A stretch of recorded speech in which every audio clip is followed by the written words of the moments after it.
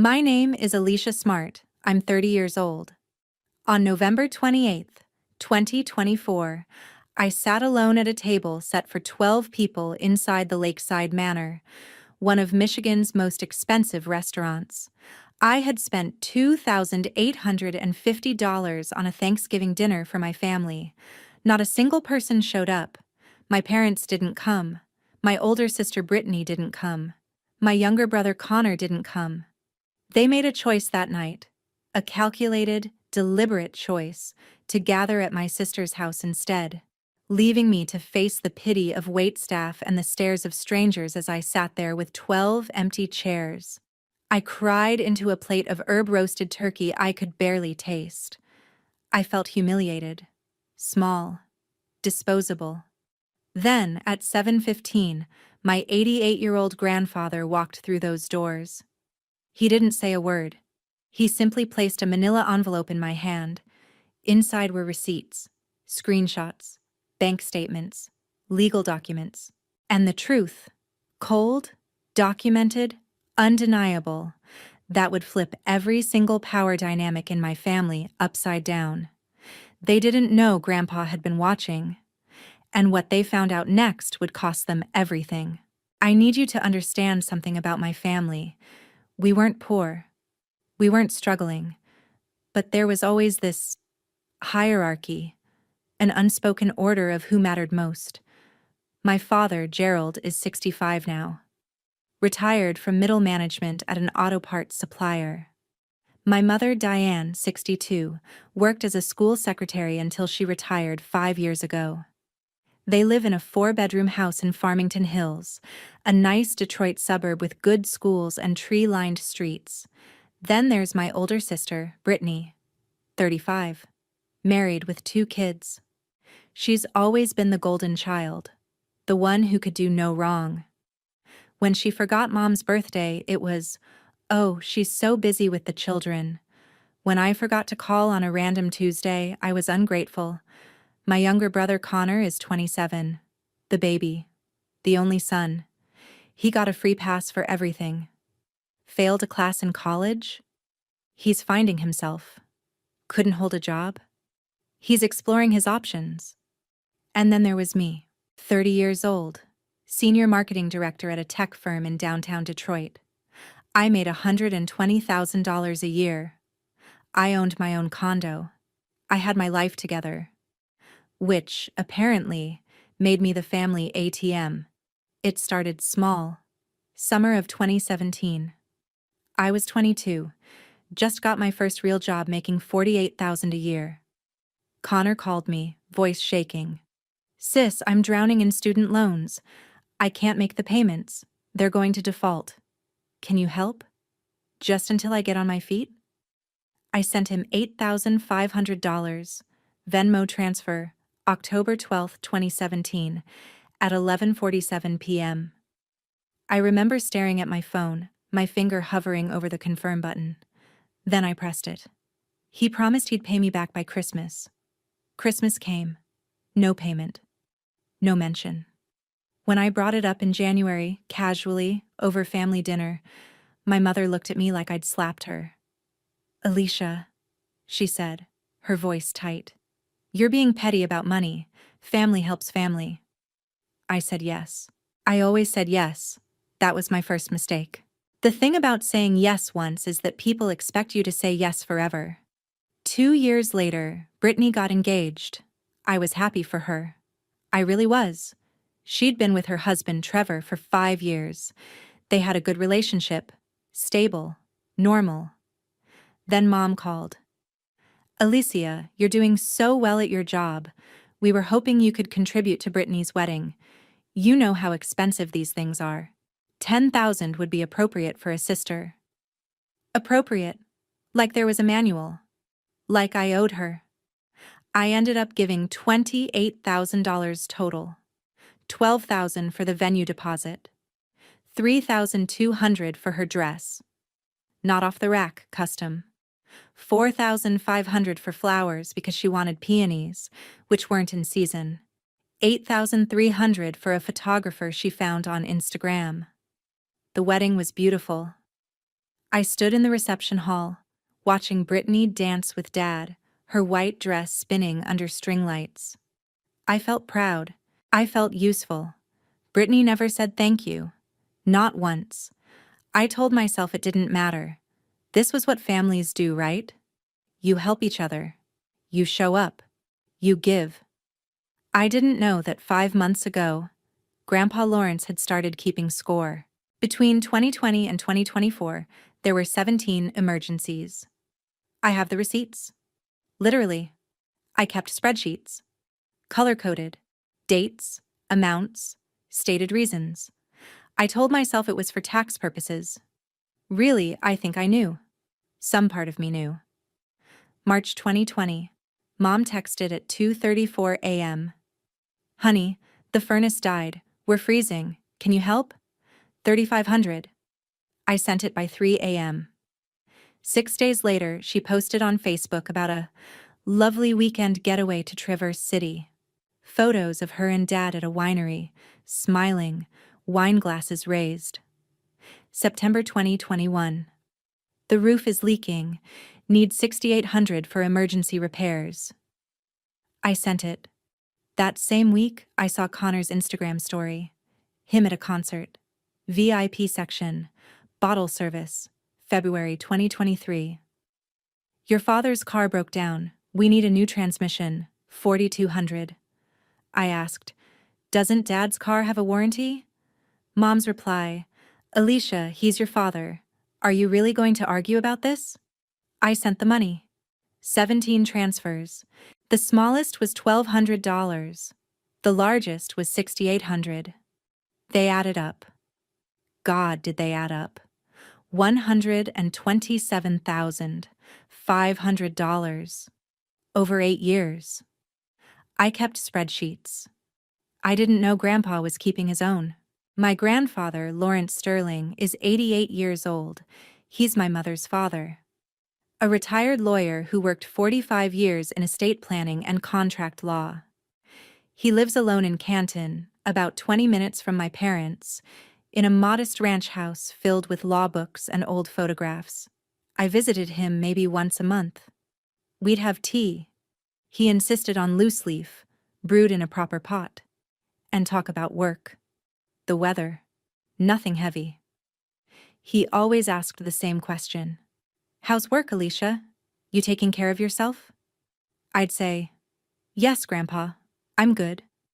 He'd nod, sipping his tea, and I'd think that was the end of it. He seemed distant sometimes, old-fashioned, out of touch with the messy dynamics of our family. I was wrong. In May of 2024, I stopped by his house after work. He was in his den, surrounded by file folders. He looked up when I came in, smiled that quiet smile of his. Your mother mentioned you've been very generous with the family, he said. His tone was neutral, careful. That's admirable, Alicia. Very admirable. I shrugged. Just helping out when I can. He set down his pen, looked at me over his reading glasses. You're a good daughter. A good sister. I didn't catch the edge in his voice. The way he said good, like it could mean something else. Like it could mean taken advantage of. What I didn't know, he had already started building a case. By the fall of 2024, I was tired. Not just physically tired, though I was that too. Working 60-hour weeks, climbing the ladder at work. I was emotionally exhausted. Every time my phone buzzed, I'd flinch. Was it Mom asking for money? Was it Connor with another crisis? Was it Brittany needing me to babysit for free because you don't have kids? You have time? I started seeing a therapist in October, Dr. Patel. She had an office in Royal Oak with plants in every corner and soft lighting that made you feel like you could say anything. In our third session, she asked me, when was the last time someone in your family asked how you were doing? I opened my mouth to answer. Nothing came out. She waited. I don't remember, I said finally. She nodded, like she'd expected that. Alicia, do you feel like you have to earn their love? I cried. Right there in her office, clutching a tissue, feeling stupid and small. Yeah, I whispered. I think I do. That night, I decided something had to change. I wanted to do something for myself. Something that would make them see me. Not as a wallet, not as the responsible one, but as a person. A daughter. A sister. I wanted to host Thanksgiving. I wanted to bring everyone together. I wanted them to be proud of me. If you've ever felt like the family ATM, let me know in the comments. Because what happened next? I wish I'd seen it coming. I made the decision on September 10th. I was driving home from work, stuck in traffic on I-75, when the idea hit me. Thanksgiving. I'd host Thanksgiving. Not at my condo. It was too small. Not at my parents' house. Mom would take over and I'd end up doing dishes while Brittany got credit. Somewhere special. Somewhere that said, I did this. I made this happen. I remembered the Lakeside Manor. I'd been there once for a work event. It sat on the edge of a lake in Northville, all stone and timber, with floor-to-ceiling windows overlooking the water. They had a private dining room called the Hemlock Suite. Elegant without being pretentious.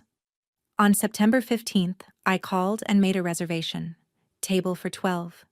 November 28th, 6 o'clock. The manager, a woman named Claire, walked me through the options. We have a preset 5-course menu for Thanksgiving, she said. $185 per person, plus a wine pairing for an additional $52 per person if you'd like. I did the math in my head.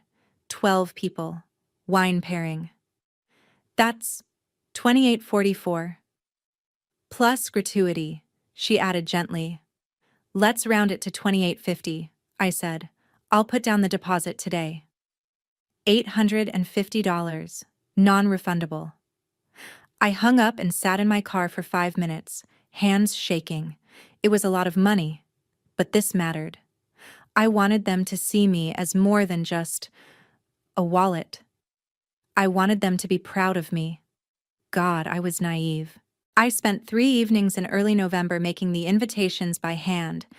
Craft paper, calligraphy I'd learned from a YouTube tutorial, pressed flowers I'd dried from my garden.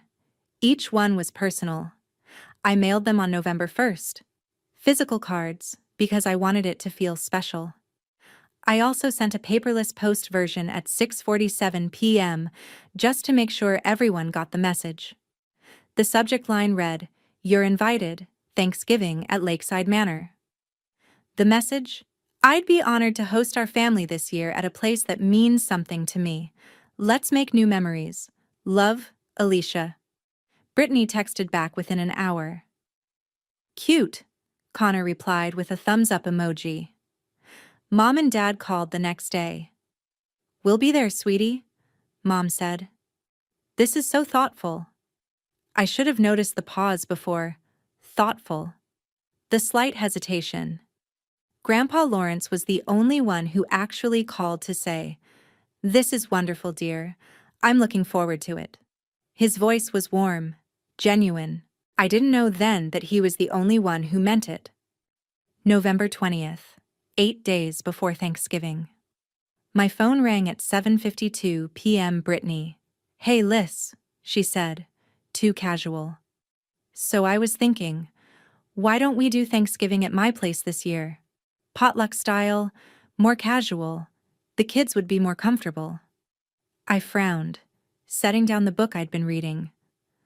I already booked Lakeside. I sent invitations. I know, but...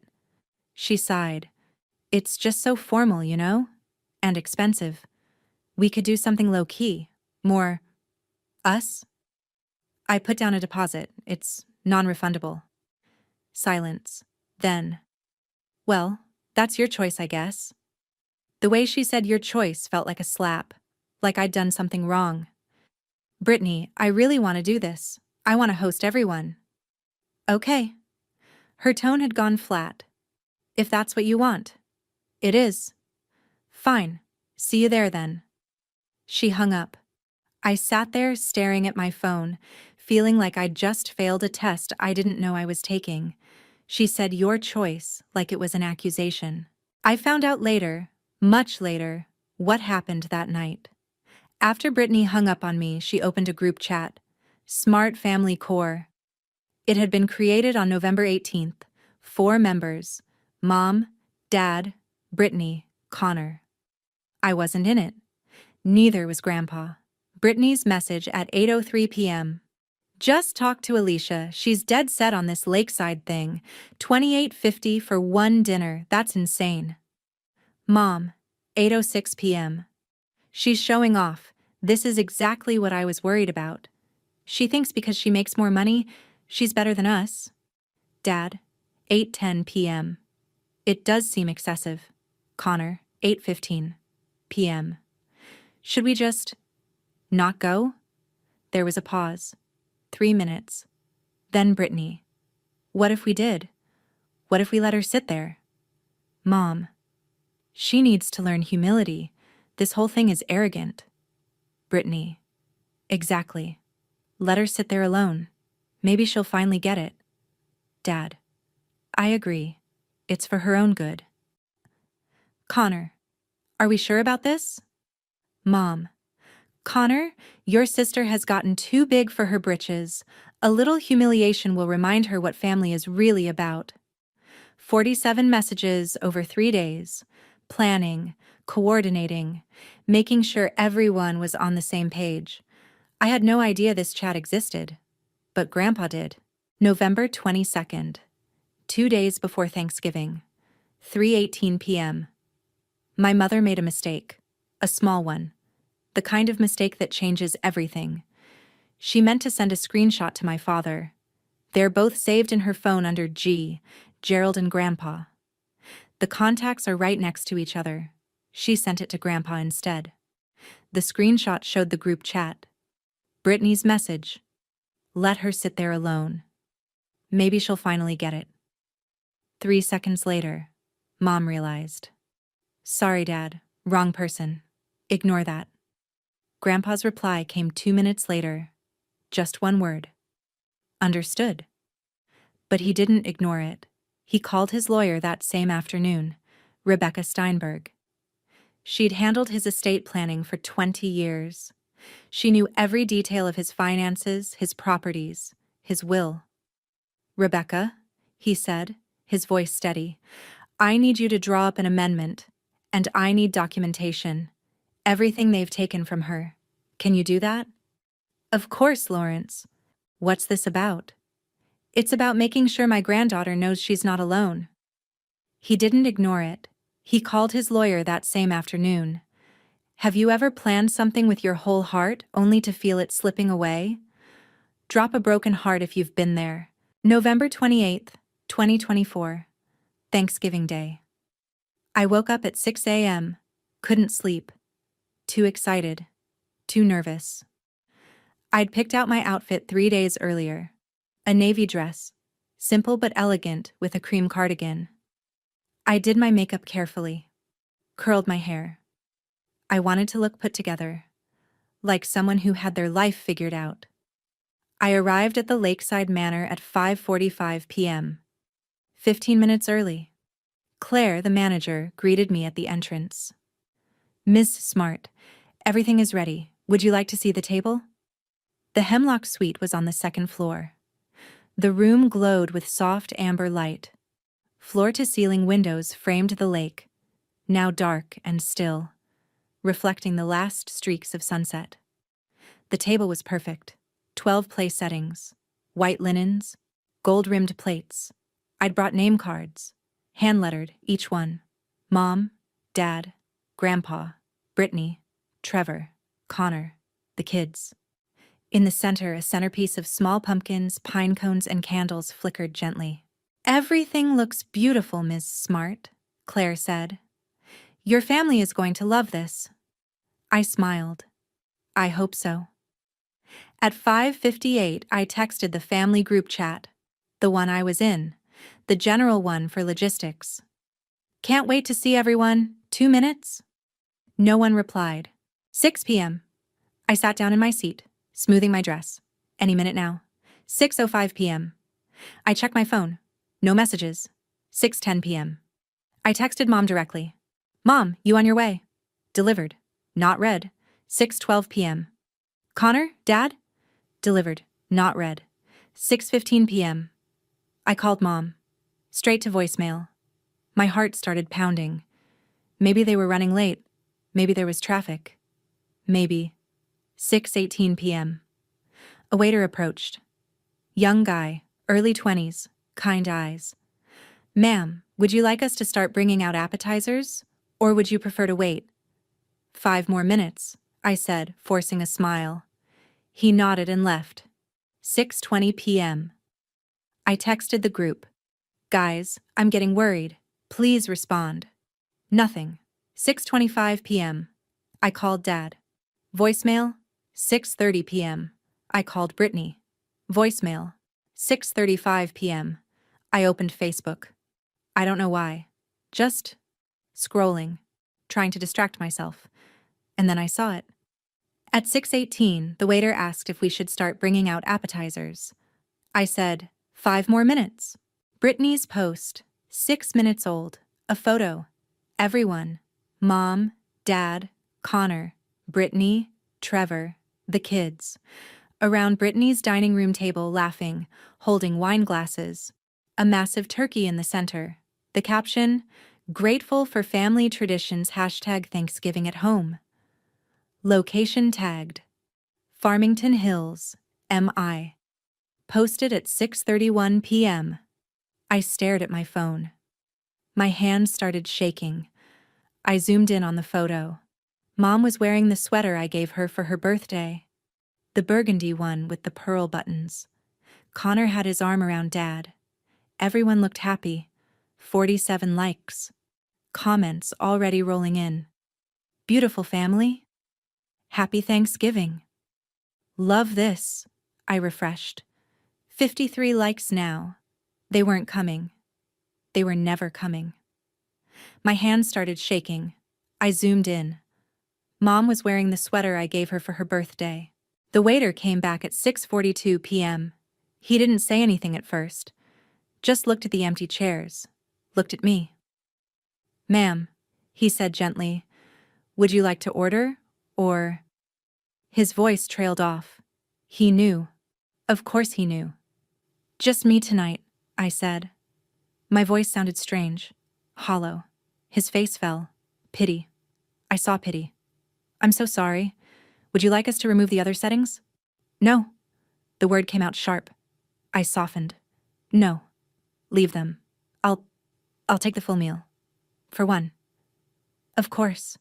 He walked away. I saw him whisper something to another server. They both glanced at me. At table T4, across the room, a woman leaned toward her husband. Whispered. He looked over. Looked away quickly.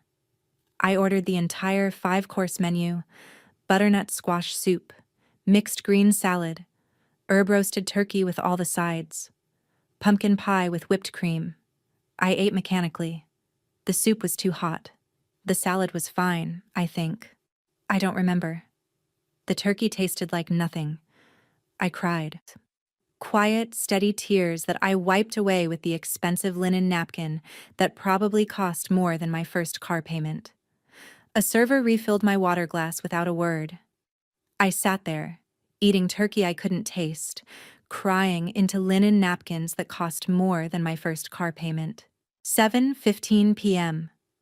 I was on the 3rd course, mashed potatoes, untouched, going cold. I heard footsteps. Slow, deliberate, the tap of a cane on hardwood.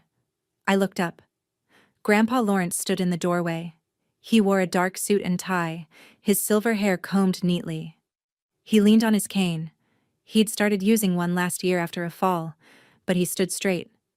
Tall. Claire was beside him, guiding him toward my table. Alicia, he said quietly.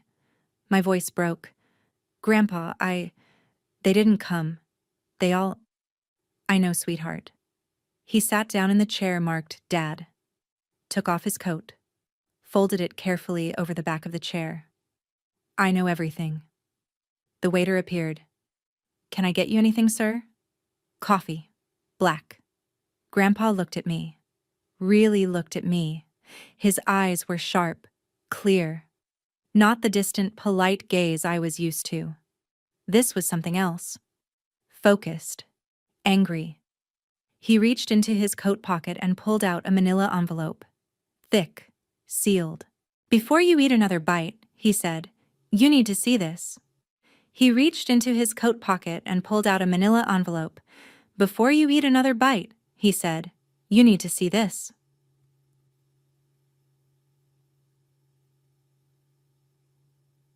If you've ever been betrayed by the people you loved most, you'll understand what I felt next. Stay with me. I stared at the envelope. My name was written on the front in Grandpa's careful handwriting. Open it, he said. My hands shook as I broke the seal. Inside, 23 pages, printed, organized with tabs. The first page was a screenshot. A group chat called Smart Family Core. I didn't recognize it at first. Then I saw the names. Mom, Dad, Brittany, Connor. Not me. I started reading. Brittany, November 18th, 8:03 p.m. Just talked to Alicia. She's dead set on this lakeside thing. $2,850 for one dinner. That's insane. Mom, 8:06 p.m. She's showing off. This is exactly what I was worried about. She thinks because she makes more money. She's better than us. My throat tightened. Brittany, 8:47 p.m. What if we let her sit there? Let her sit there alone. Mom, 8:51 p.m. She needs to learn humility. Dad, 8:54 p.m. I agree. It's for her own good. 47 messages, over 3 days. Planning this.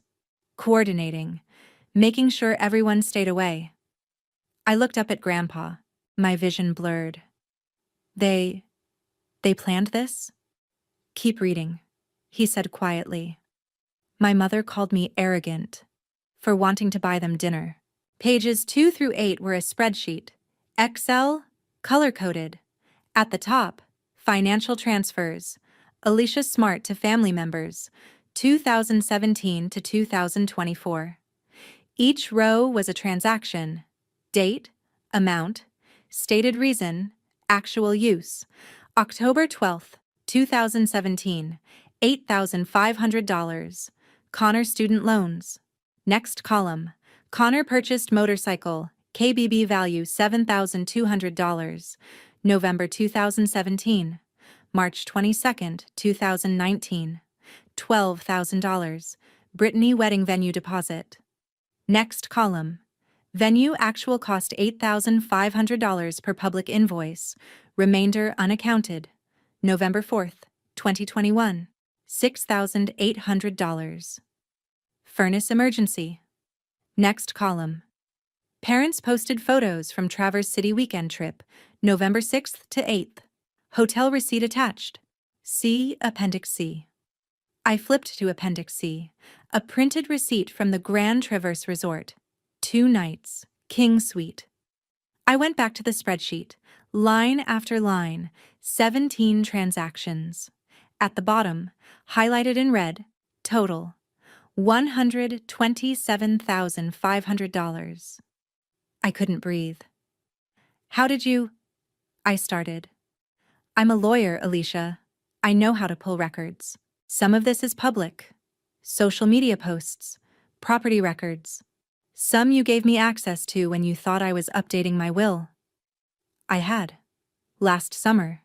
He'd asked me to send bank statements for estate planning purposes. I'd sent them without question. Not one person had ever said thank you. Not one. Pages 9 through 14 were screenshots. Facebook, Instagram, printed in color. March 18th, 2022. Connor's post. Photo of him standing next to a Ford F-150. Shiny. New. Caption. Finally upgraded. Next page. My bank statement. February 10th, 2022. Transfer to Connor. $15,000. Memo. Dad's medical emergency. June 10th, 2023. Brittany's Instagram. Sunset photo, beach, palm trees. Caption, much needed getaway. Location, Maui, Hawaii. Next page, my Venmo. May 28th, 2023. $4,200 to mom. Memo, roof repair. Grandpa had highlighted the dates in yellow marker. The correlation was obvious. I thought of every time I'd sent money, every time I'd checked my account afterward, feeling that little stab of anxiety, wondering if I could afford it, doing it anyway. They hadn't just taken my money, they'd celebrated with it. While lying to my face? They didn't just take my money, they celebrated with it while lying to my face. Pages 15 through 18 were legal documents. The first was a promissory note, dated September 14th, 2015. Loan agreement, Lawrence Sterling, lender, to Gerald and Diane Smart, borrowers. Principal, $180,000. Interest rate, 0%. Terms, pay when able, good faith. I blinked. You loaned them money?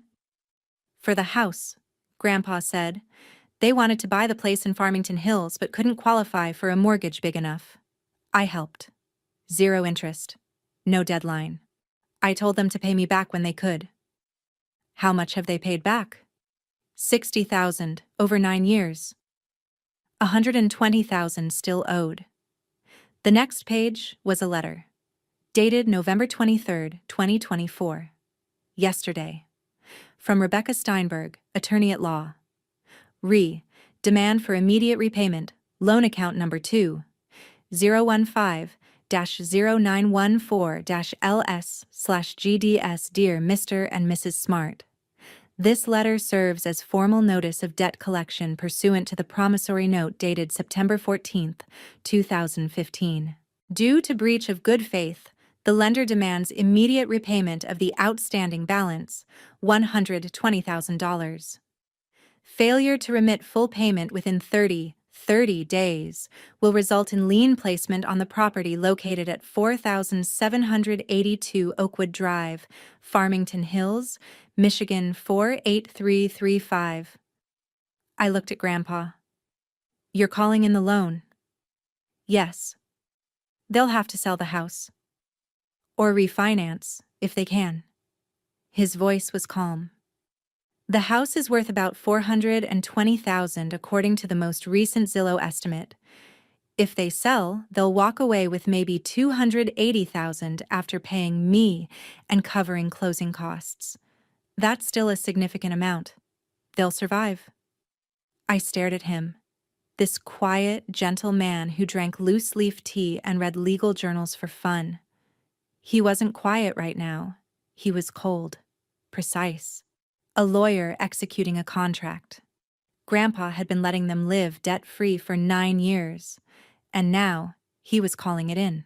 Pages 19 through 23. The first was a copy of Grandpa's will, dated March 2018. Estate value, approximately $1.2 million. Property, investments, savings. Distribution, Diane and Gerald Smart, 60%, $720,000. Alicia Smart, Brittany Smart, Connor Smart.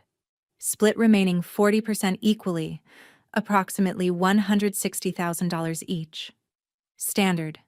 Typical. Then I turn the page. Amendment to Last Will and Testament, Lawrence Sterling. Dated November 26th, 2024, 2 days ago. Distribution, revised. Diane Smart and Gerald Smart, 20% of estate, $240,000. Alicia Smart, 50% of estate, $600,000. Brittany Smart and Connor Smart, split remaining 30%, $90,000 each. I read it 3 times. 50%, $600,000. Attached was a handwritten note on his personal stationery, his handwriting, shaky but clear. Alicia, they have used you. I watched it happen for years and said nothing. My mistake. I saw Diane's message. I saw their cruelty. This ends now. You owe them nothing. They owe you everything. I have made sure they will remember that. With love and regret that I didn't act sooner, Grandpa Lawrence. My hands shook. The paper blurred. I looked up at him. His eyes were steel. Hard. Protective. What do you want to do? He asked. I looked up at my grandfather. His eyes were steel. What do you want to do? He asked. I sat there for 30 seconds, silent, staring at the 11 empty chairs around the table. I thought about every text message, every emergency, every time I'd checked my bank account and felt that knot in my stomach, every time I'd said yes when I wanted to say no, every time I'd swallowed my anger because family helps family. I looked at Grandpa, the man who'd been watching, documenting, building a case while I'd been bleeding myself dry trying to prove I was worth loving. Something shifted inside me. The grief turned cold. Sharp. I want them here, I said. My voice was steady, calm. Right now. Grandpa studied my face. Are you sure you want to do this tonight? They humiliated me in public. I looked around the dining room, other families eating, laughing, celebrating together. I'm returning the favor. He pulled out his phone, a flip phone, hilariously outdated, but it worked. He dialed, put it on speaker. 2 rings. Dad? My mother's voice, cheerful, bright, like nothing was wrong. Diane. His voice was granite. I'm at Lakeside Manor with Alicia. We need to discuss the will. Immediately. Bring Gerald, Brittany, and Connor. Pause. Dad, it's Thanksgiving night, can't this wait? No, it cannot. I've made significant changes. You'll want to hear them in person. I expect you here in 30 minutes. We're in the middle of dinner. So is Alicia. 30 minutes, Diane. He hung up. I heard Mom say shit before the line went dead. She never curses. Comment receipts if you think she should have confronted them. Because what happens next? I've never felt more powerful in my life. We sat in silence. Grandpa sipped his coffee. I pushed mashed potatoes around my plate. Thank you, I said finally. Don't thank me yet. At 7:55, my phone buzzed. Mom. We're on our way. What's this about? I didn't reply. At 8:10, another buzz. Brittany. Alicia, what's going on? Grandpa sounded upset. I turned my phone face down. At 8:23, I heard voices in the hallway. Footsteps. Multiple people. Claire appeared first, looking apologetic. Behind her. Mom. Dad. Brittany. Connor. They walked into the Hemlock suite and stopped. Saw me. Saw Grandpa. Saw the table set for 12 with only 2 of us sitting there. Mom's face went pale. Brittany's eyes darted to the empty chairs. To me. To Grandpa. Connor looked at the floor. What's going on? Mom asked. Her voice was tight. Sit down, I said. Alicia. Sit. Down. They sat. Slowly. Unwillingly. Dad took the head of the table opposite Grandpa. Mom next to him. Brittany and Connor on the sides. 7 empty seats remained. Name cards still in place. The kids. Trevor. All the people who were supposed to be here. Brittany opened her mouth. Listen, we were just at my place. We didn't realize you were serious about— Sit down, Alicia repeated. Connor started to speak. Hey, Sit. Down. Her voice cut through the room. Not loud, but absolute. They sat. Grandpa slid the manila envelope to the center of the table. Before we discuss my will, he said slowly, let's discuss this. Mom stared at the envelope like it might explode. I reached forward and opened it. Pulled out the first page, the screenshot of the group chat. I laid it on the table. Smooth. Deliberate. Let's start with the group chat, I said. Sit down, I said. I read aloud, slowly, every word. Brittany, November 18th, 8:03 p.m. Just talked to Alicia. She's dead set on this lakeside thing. $28.50 for one dinner. That's insane. Brittany's face went red. I kept reading. Mom, 8:06 p.m. She's showing off. This is exactly what I was worried about. She thinks because she makes more money, she's better than us. Mom's mouth opened. No sound came out. Brittany, 8:47 p.m. What if we let her sit there? Let her sit there alone. I looked up, met Brittany's eyes. She looked away. Mom, 8:51 p.m. She needs to learn humility. Alicia, Mom started. I held up a hand. I'm not done. Dad, 8:54 p.m. I agree. It's for her own good. Dad stared at the table. Silent. 47 messages, I said. Over 3 days. Planning. Coordinating. Making absolutely sure I'd sit here alone. Sweetheart, that was taken out of context. Mom tried. Which part? My voice was ice. The part where you called me arrogant? Or the part where Brittany said, let her sit there alone? Brittany's face crumpled. Alicia, we were just venting. We didn't mean... You didn't mean to abandon me? You accidentally coordinated a boycott? Dad cleared his throat. Alicia, your mother and I felt that the expense was unnecessary. Unnecessary. I pulled out the spreadsheet, slapped it on the table. Let's talk about expenses. You didn't mean to abandon me? You accidentally coordinated a boycott? I turned the spreadsheet so they could see it.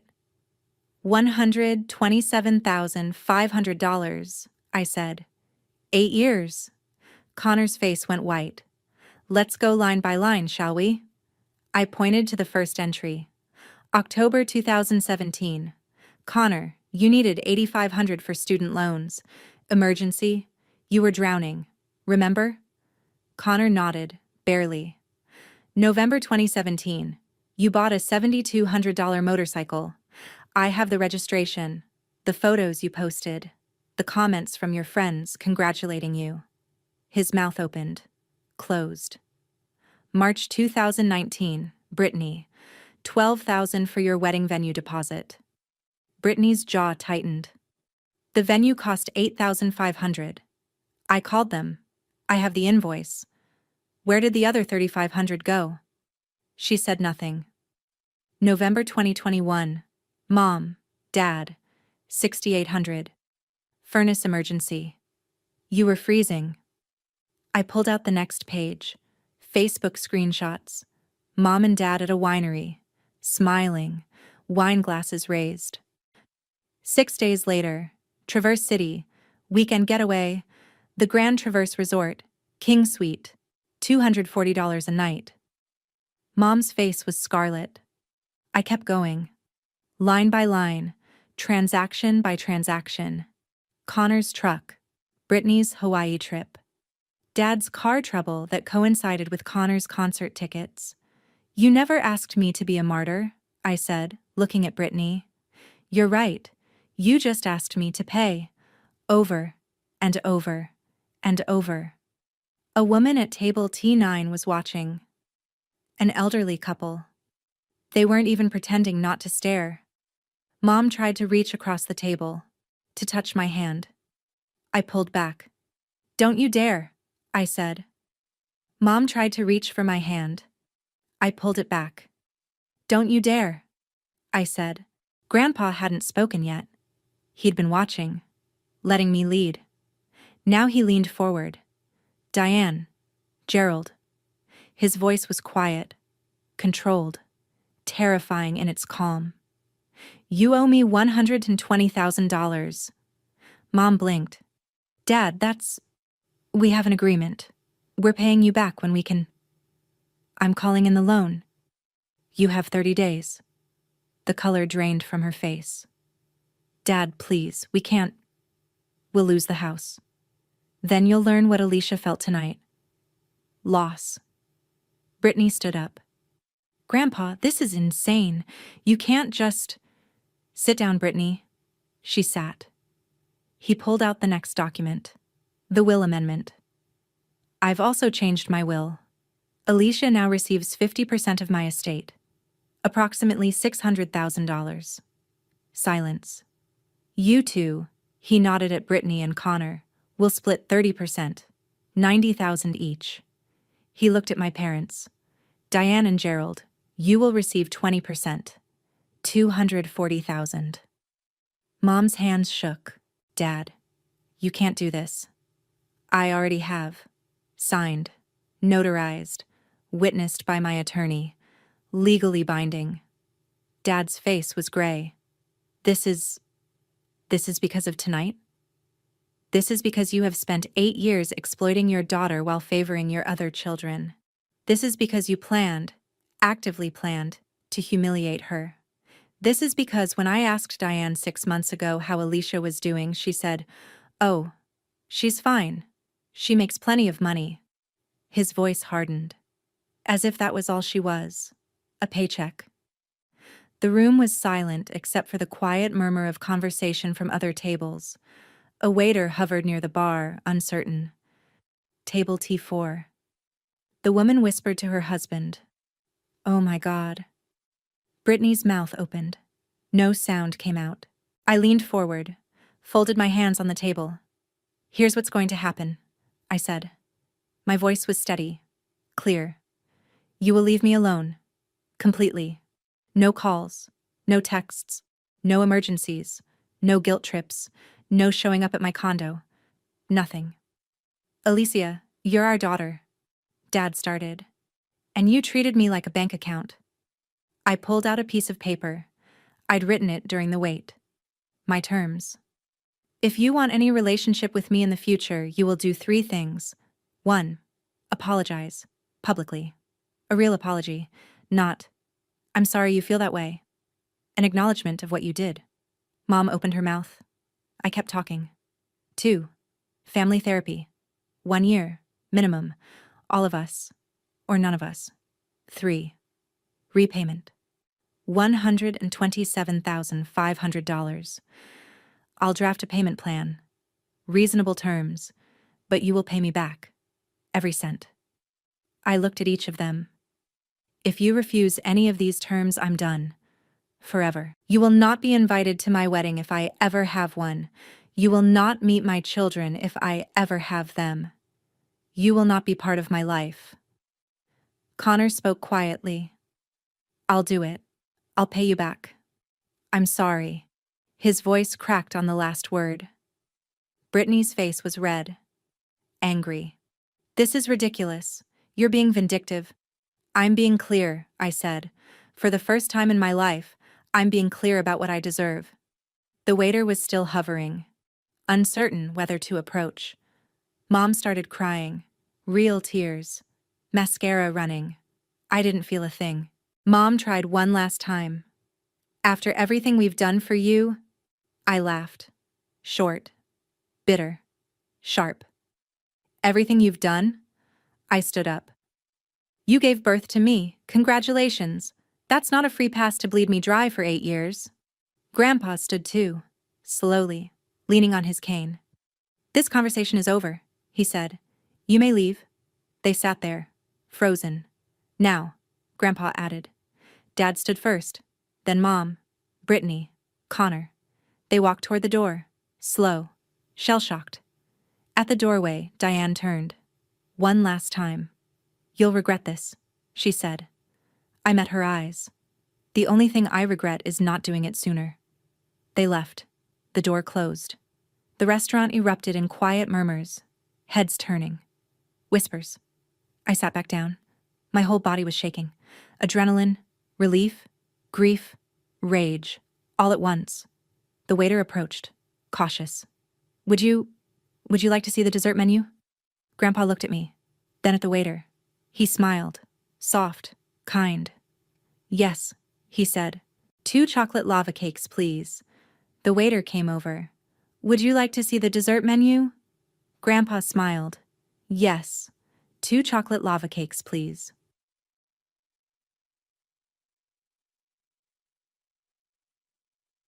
Would you have done the same? Let me know. And if you're rooting for Alicia, hit that subscribe button. The next 48 hours were hell. My phone started blowing up at 9:47 p.m. on Thanksgiving night. The first text was from Mom. How could you do this to your family? Then another. Your father is devastated. Then another. You've destroyed everything. By midnight, I had 14 missed calls from her. Brittany started texting at 6 a.m. on Friday. I hope you're happy. Mom is devastated. Dad can't sleep. This is on you. You've always been selfish, but this is a new low. Grandpa's being manipulated. He's old. He doesn't understand what he's doing. Connor sent one message. I meant what I said. I'm sorry. I didn't respond to any of them. At 10:30 a.m., I blocked Mom, then Dad, then Brittany. I left Connor unblocked. I don't know why. Maybe because his apology felt real. For 3 days, I turned my phone off. I sat in my condo, wrapped in a blanket, drinking tea, staring at nothing. Dr. Patel called on Monday, emergency session. How are you doing? She asked. I started crying. Couldn't stop. I don't know, I said. I don't know if I did the right thing. Do you regret it? I thought about it. Really thought. No, I said finally. I don't. I turned my phone off. For 3 days, I didn't exist to them. On December 3rd, Grandpa's attorney sent the formal demand letter. Certified mail. Signature required. Gerald and Diane had 30 days to repay $120,000 or face lien placement on their home.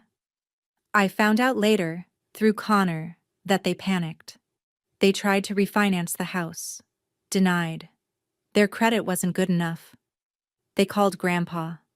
Begged. He didn't answer. They asked Brittany for money.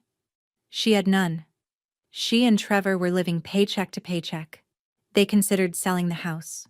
Put out feelers with a realtor. On December 28th, they took out a home equity line of credit. High interest rate, terrible terms.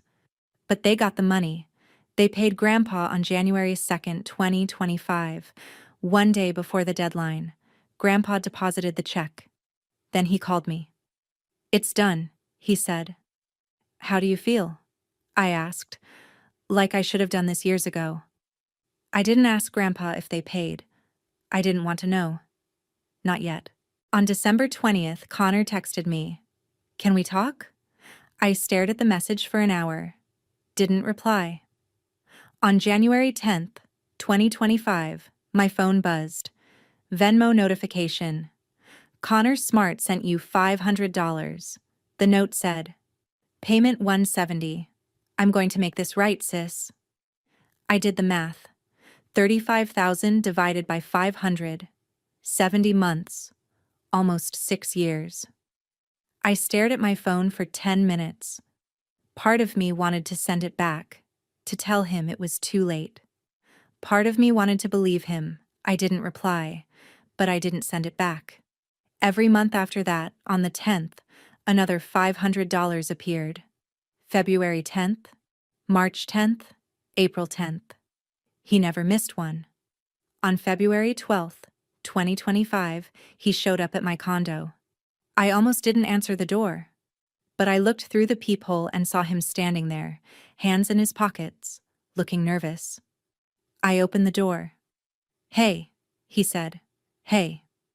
Can I come in? I hesitated. Then stepped aside. We sat in my living room. Awkward. Silent. Finally, he spoke. I need to say this in person. I was a coward. I let them use you. I used you. And I'm sorry. I didn't say anything. I know $500 a month doesn't erase 8 years, he continued, but I'm going to pay back every cent and I started therapy. Not because you asked, because I needed to. Why now? I asked. He looked at me, really looked at me. Because that night at Lakeside, I saw your face, and I realized I'd never actually looked at you before. I just saw what I needed. what I could get. His voice cracked. I'm sorry, Alicia. I'm really, really sorry. We talked for 2 hours. I didn't forgive him. Not yet. But I listened. When he left, I said, You have a long way to go, but this is a start. He nodded. I know. I told him, You have a long way to go, but this is a start. Brittany never apologized. On December 15th, she unfriended me on Facebook, unfollowed me on Instagram, blocked my number. Then she posted a photo of her, mom, dad, and the kids. Everyone smiling, matching Christmas pajamas. Caption: Sometimes family shows their true colors, grateful for my real family. A mutual friend sent me a screenshot. Did you see this? I looked at it, read the comments. Stay strong, Brit. You deserve better. Some people are so toxic. I felt nothing. No anger. No hurt. Just a strange, hollow indifference. She thought she was hurting me. She was freeing me. She thought she was hurting me. She was freeing me. March, April, May. Silence from my parents. Silence from Brittany. Connor texted occasionally. Updates. Payment sent. Hope you're doing okay? I started responding. Short. Careful. Thanks. I'm fine. In May, he told me, Mom and Dad paid Grandpa. They took out a home equity loan. High interest. They're pissed. And Brittany? She's barely talking to them either. Money issues. She asked them to help with her mortgage. They said no. Now she's upset. I almost laughed. Almost. It's a mess, Connor said. But you're free from it. He was right. I hadn't spoken to my parents in 6 months. I didn't miss them. Therapy helped. Dr. Patel introduced me to a word I'd never heard before: enmeshment. It's when family boundaries are blurred, she explained. When you can't tell where you end and they begin. When their needs become your responsibility. That's what this was? Yes. I learned I was allowed to say no. I learned that love shouldn't cost me my peace. I learned that sometimes the most loving thing you can do is walk away. Therapy helped. I learned the word enmeshment. I learned I was allowed to say no. Healing isn't linear. If you're cutting off toxic family, tell me your story in the comments. You're not alone. February 2026, 15 months after that Thanksgiving. People ask me if I regret it. Confronting them, cutting them off, letting Grandpa change his will. I don't. I regret the years I spent believing I had to buy love. I regret not seeing Grandpa's quiet protection sooner. I regret letting them make me feel small, but confronting them, setting boundaries, watching them face consequences, I'd do it again. Connor texted this morning. Payment number 15, $500. Total paid, $7,500. He's never missed one. Not once. We meet once a month now, for coffee. At a place called Cafe Luna in Royal Oak. It's slow. Careful. We're rebuilding something. I don't know what yet. Maybe a real sibling relationship? Maybe just mutual respect. But it's honest. And that's more than we ever had before. I regret the years I spent believing I had to buy love. But confronting them? I'd do it again. Last week, over coffee, Connor told me something. Mom asked if I'd talk to you about Thanksgiving this year. I raised an eyebrow. What did you say? I said I'd ask. But I told her you don't owe us anything. What do you think? He stirred his coffee. Quiet. Thoughtful. I think you should do what makes you happy. I smiled. Small. Real. Thank you. For what? For not pressuring me. For respecting my choice. He nodded. You taught me that. Boundaries, respect. I'm still learning. He's different now. Or maybe I'm just seeing him clearly for the first time. He's in therapy. He told me about it in March. Twice a week. Working through guilt, shame, Family dynamics? My therapist asked me why I let them treat you that way, he said once. I didn't have an answer. I just did. And now? Now I know that silence is complicity. And I was complicit. I haven't decided about Thanksgiving yet. Maybe I'll invite him. Maybe I won't. And that's okay. I haven't decided yet. And that's okay. Once a month, Grandpa and I have lunch. Sometimes at his house, sometimes at a restaurant, and sometimes, when I'm feeling brave, we go back to the Lakeside Manor. We sit at table T7, the same table, the Hemlock Suite. The first time we went back was in March 2025, 4 months after that night. Claire recognized me. Ms. Smart, it's wonderful to see you again. I smiled. Table for 2, please. We sat, ordered, ate. Grandpa raised his coffee cup. 2 reclaiming spaces. I clinked my water glass against it. 2 reclaiming spaces.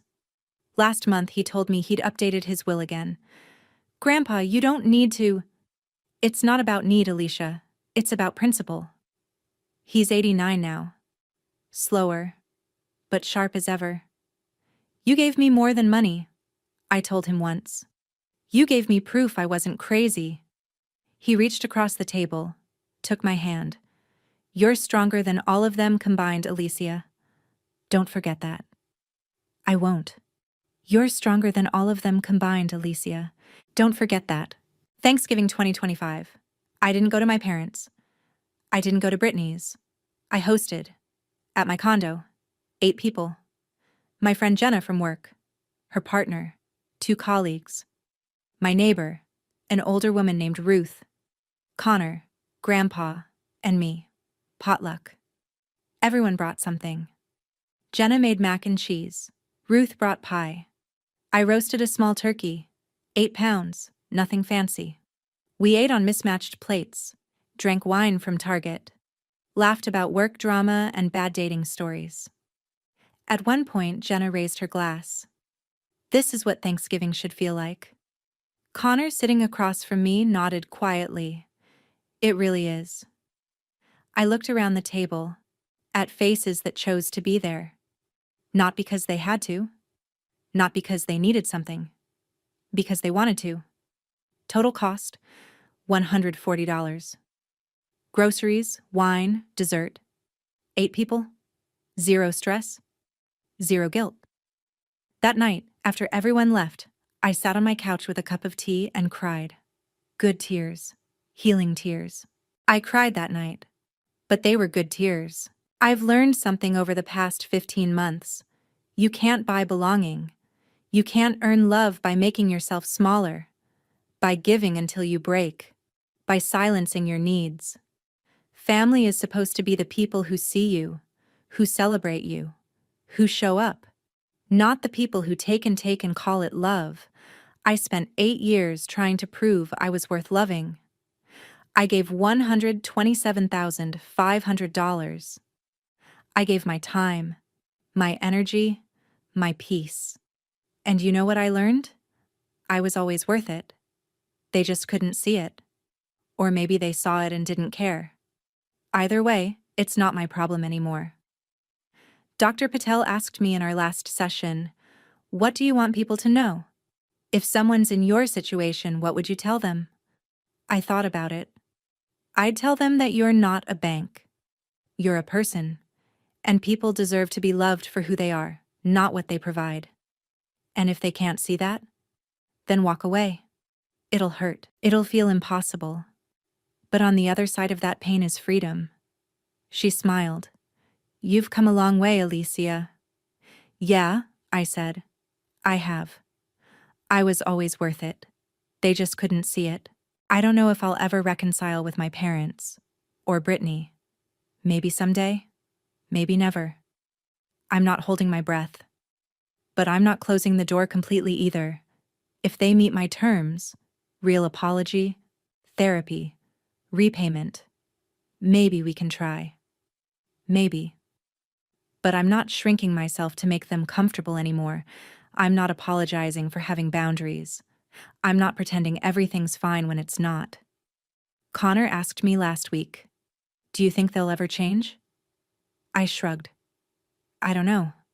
But that's not my responsibility. I can only control what I do.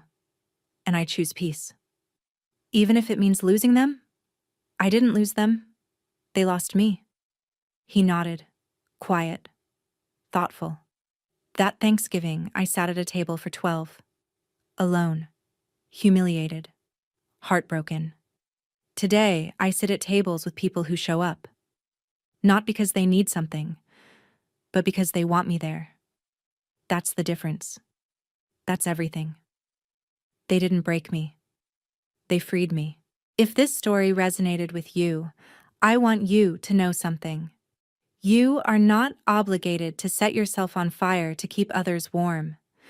You are not selfish for having boundaries.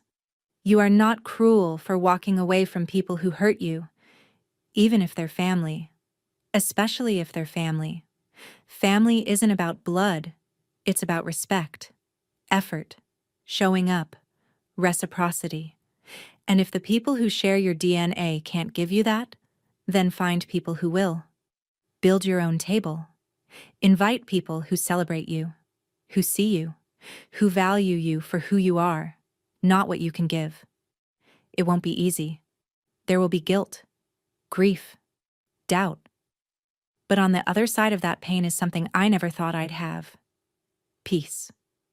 If you're the family ATM, if you're the one always giving, always fixing, always bending, stop. You deserve more. And it's okay to walk away until they understand that. Thank you for listening to my story.